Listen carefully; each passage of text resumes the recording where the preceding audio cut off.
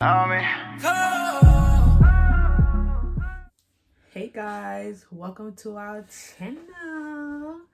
We're back again with another video. So today we're gonna talk about our labor and delivery story with our first son Leo, and pretty much bring y'all through like beginning to end how it was and stuff like that. So pretty much September 9th, I felt like, like when you turn off a pipe but you don't turn it off completely, so it'll be like drip drip drip. So I felt like something like that or whatever. And I was like, I remember saying to Nick, I was like, I think my water broke, but I wasn't really sure. So we was like, all right, we're just gonna go to the hospital. It didn't. Or whatever. So we go to the hospital, and pretty much, like he said, they pretty much told us like there's still a lot of amniotic fluid. Who? How you say it? You said ambient fluid? No, I did not say ambient fluid. Oh. So what is it called? Amniotic fluid, sorry. No. So they did the sonogram, everything. So pretty much they sent me back home. So then I want to say like, what was it, like 3 in the morning? Yeah. Yeah, probably like around 3 in the morning. 3, 4 in the morning. I'm dreaming. So I had a dream that I peed on myself. So I know they always say a lot of pregnant women always be like, oh, they peed on themselves when they were pregnant. So I'm like, oh my God, I came this far and I'm going to pee on myself. So I woke up to make sure it wasn't a dream or it was real or whatever. And then when I woke up, I see like this like pink stuff all over my maternity pillow, the bed. Disgusting. And then as I'm walking out the room, I'm literally just like dripping and leaking everywhere. How would you know? You didn't even wake up yet. Yes, I did. That's why I seen it all on the floor. I followed the trail and found you. Yeah, but at this point, you wasn't up yet. Yes, remember? I was.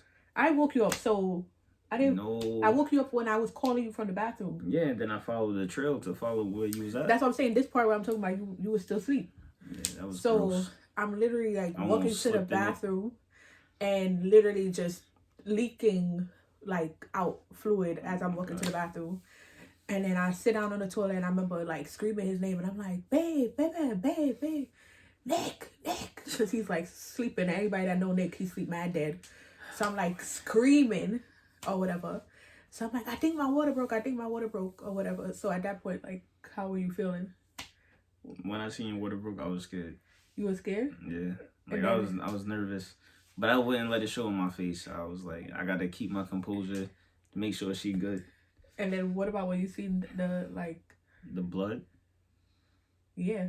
My stomach was killing me. Everybody know, well, I don't like blood at all. Yeah. Like, I hate the sight of that. Yeah, he don't do that, whatever. Yeah. So then I had to really stay strong for that. Did I call my mom before I took a shower? I called her after I took the shower. I think you called her after. So I went, took a shower, tried to get cleaned up because that was crazy.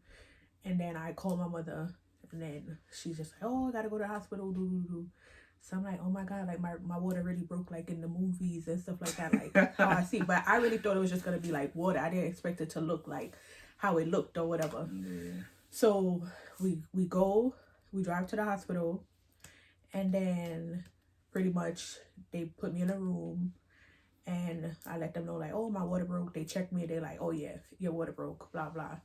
So at this point, I was already 3 centimeters or 4 centimeters dilated at this point. You was 3 centimeters dilated. Yeah, because, we'll get into that. But anyway, so I was like 3 centimeters dilated. At this point, I wasn't having any contractions or anything yet. No. So, they just pretty much told me to like rest and stuff like that. And they just was like monitoring me and stuff like that. So then you called your mom? Yeah. You called her from the house or at the hospital? No, I called her at the hospital. Oh, okay, so then your sister was with us too. Oh, okay. So yeah, she was with us, and then he called his mother while we at the hospital. Once they confirmed, like, okay, yeah, my water did broke. Even though at that point it's like I knew my water broke, and then they hooked you up to the heart monitors. Yeah, the 2 monitors. One is for the the one for the contractions, and then the one for the heartbeat. The baby's heartbeat. And it's so funny, like Leo was like moving a lot, so they kept coming in because there was points where he kept knocking the monitor off. Knocking the monitor off. So they kept like coming in, scaring me, like making me think something was wrong. But he just was wilding in my stomach or whatever. And then I think at this point I called both of the godmothers and let them know, like, okay, I'm in the hospital, blah blah blah. So I ain't gonna lie, it took me a while to start feeling. I didn't start feeling contractions till like the morning. Well, that was like in the morning, but like later on that day, yeah. Like I don't even know what time to say that I really started feeling contractions. Cause I feel like it took a while. Cause I remember going to sleep and waking we was up. There for a while. Cause I remember like everybody was like just sitting there watching you go to sleep. Yeah, so I want to say like in the morning, like maybe like 10-ish is probably when I started like getting contraction. Or you think earlier than that? Nah, I feel like it was like later than that. Actually, it was later. Cause that's what I'm saying. I feel like it took me a while to actually get contractions. Did they give me the medicine to make me start contracting or no?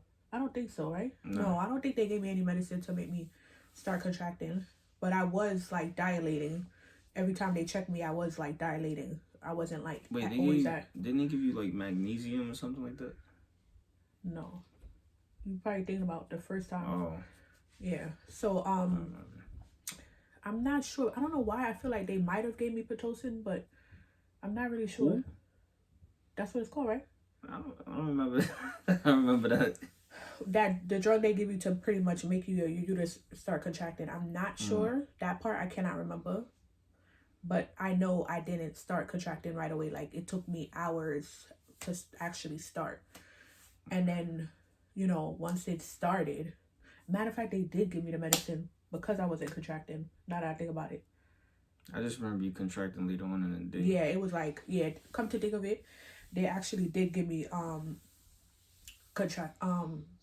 medicine to like make me start contracting. So eventually that's when I started feeling them.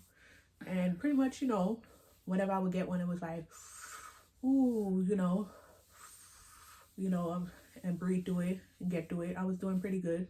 So after a while, I started getting to a point where they started getting closer together, like 2-3 minutes apart. That's when my stomach started hurting. Yeah, because that's when it started really getting real. It was bad. But I'm still like, breathing real good through it, stuff like that. And then like, I feel like once it started coming like every minute, that's when it was like, oh my God. Yeah, it was pretty bad to see you like that. Yeah, they was not giving me anything to eat. So just imagine from the day before, the night before, pretty much is like probably like the last time I ate. So, at this point, I'm hungry, I'm tired, I'm exhausted. I'm annoyed because like I can't move because I have these monitors on me. And I'm just like over it. And then after a while, I guess one of the nurses, she could see like I was like physically getting like exhausted because I'm like going through the contraction, blah, blah.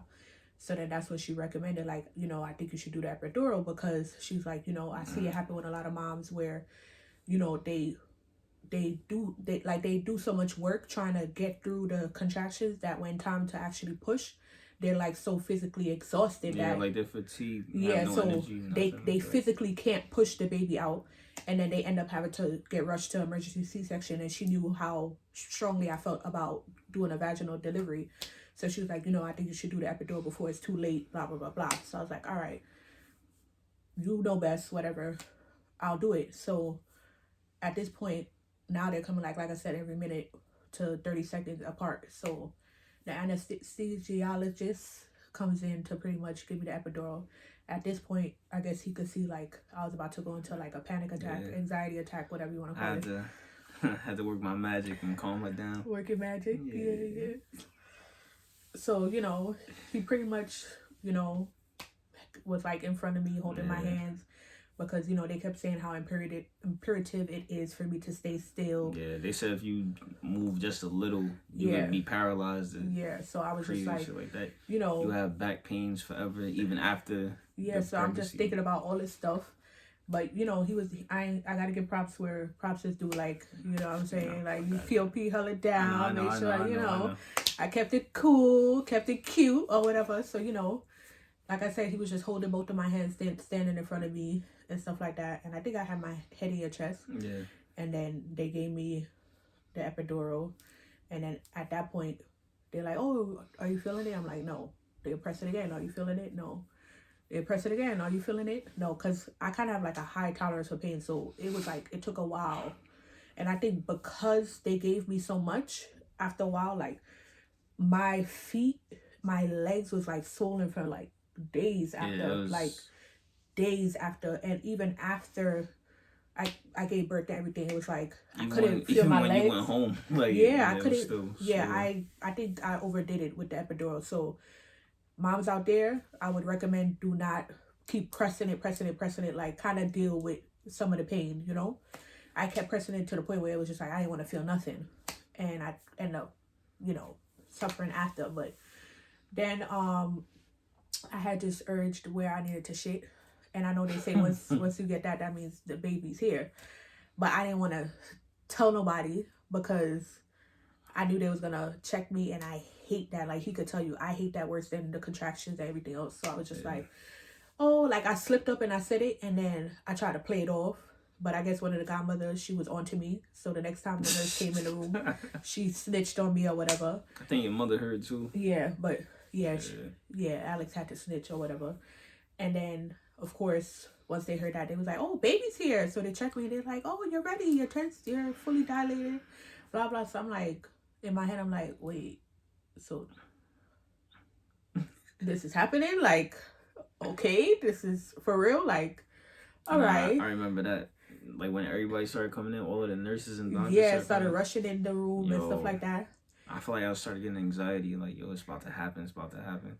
I don't know. Everybody in the room told me, like, you know, I did, like, great for, like, a first-time mom and stuff like that. Because I don't know. I feel like the reason why I did so great is because it was, like, the whole experience was, like, surreal. Like, I felt like I was watching somebody else. Like, I didn't feel like it was me actually going through everything, you know, if that make any sense. So, you know, I was just, like, laying there, like, okay, like, just waiting for them to tell me, like, what to do. And pretty much, you know, they tell me to scoot down, blah, blah. Then, you know, I was just waiting for my doctor to instruct me when to push and stuff. And she was basically telling me, like, how I push, how to push, stuff like that.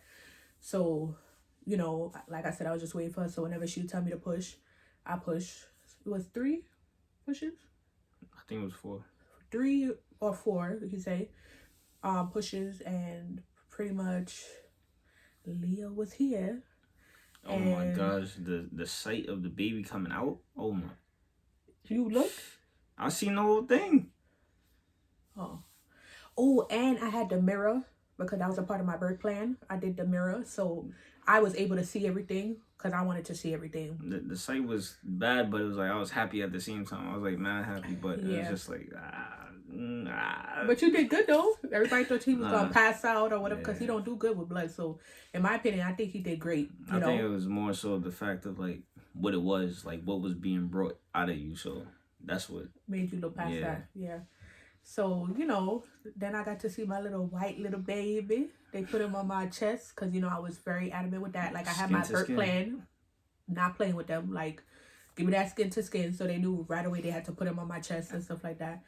And, you know, I remember like talking to him and he opened up his eyes when he heard my voice and was looking at me while I was talking to him. And I'm just like, oh my God, it's my baby. And then I think that's when you cut the cord. After they made you cut the cord. And then they took him to put him on the bed to weigh him. Snip. Yeah, they took him to put him on the bed and weigh him and stuff like that. And then they brought him right back to me again. You know, wipe him off with the towels. And then they put him back on. So I delayed like the bath and stuff like that.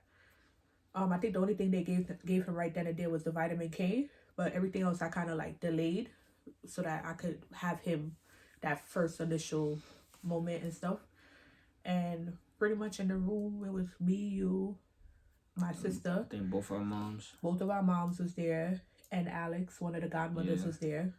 So, you know, I had a full team in the room. Yeah. But, you know, surprisingly, it was crowded in there. We had a lot of people in there. But, you know, I could honestly say, like, nobody in the room for us or, like, staff-wise made me feel more overwhelmed or more stressed. Or if anything, it was, like, a big distraction because it felt more like a gathering versus, like, oh, yeah, I'm in a hospital giving birth. Right. Like, you know, so I feel like that also helped with keeping me calm and stuff because it's like so many people to talk to and be distracted. And then I also brought my Bluetooth speaker. So we was playing music too. I still don't remember that. in the video you'll hear the music. I think gospel was actually playing when I gave birth to him. That's the funny part. I think it was the Pandora. Pop Smoke gonna be playing with this baby. Yeah, no. Yeah. So that's the funny part. I think gospel was actually playing at that point when he was born. I don't remember what song though, but yeah. So I appreciated my doctor because, like I said, she listened to everything. She followed everything that I wanted on my birth plan to the T. I really could say like I really didn't have. Shout out to her though. Yeah, I could really say like I don't have no complaint. Can you? Nah. And then it was a very clean hospital. It was nice. Yeah. Very good. And I could say the dinner that we got. Remember? Was it baked chicken or something like that? No, I think you got the chicken and I did the steak. Yeah. Yeah, that was good too. It was valid. Yeah, and the cake too. Remember the cake? And my mom got the guy to bring us another slice of cake too. So that cake was mad moist or whatever. Like it didn't taste like hospital food, like bland and like it was really good or whatever. And I think did my mom get food too? I think she hustled it to get her food too. She hustled it to get food too. So like I said, it was cool. And then when we went in our room, that's when we were finally left alone. Yeah. And I think I don't know. It still didn't like. It didn't hit me. Yeah, it didn't hit me. That I was a father yet. Yeah, I feel like it didn't hit neither one of us yet. Like we still was kind of like okay. Yeah. Still like surreal or whatever. And then the godfather, couple of our friends, the rest of his siblings came to visit us the next day, and yeah, that was pretty much it, right? Yeah. So if you guys have any questions or if you feel like there's anything that we left out that you want to hear about, let us know. But hopefully the next video will be our labor and delivery of this baby in like a few days. So thank you guys for watching. Don't forget to like, comment, and subscribe. All right. Bye, guys.